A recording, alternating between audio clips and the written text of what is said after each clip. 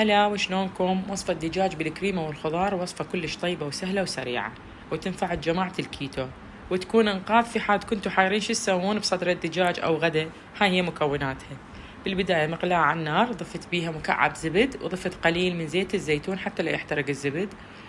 بعدها راح اضيف صدر دجاج عندي مقطعته مكعبات حجم وسط بهالشكل هذا، وضفت كم مرقة غار وحمست الدجاج.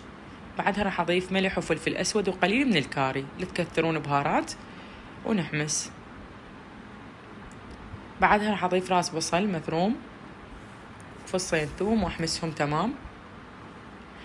اختياري ضفت بروكلي، إذا ما تحبون أو ما متوفر لا تضيفون، بس هو كلش طيب. وضفت فطر شرايح فرش وحمستهم.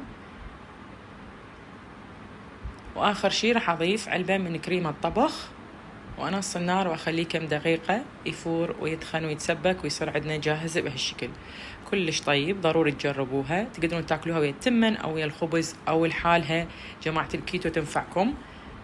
تقدموها ويا السلطة وبألف عافية.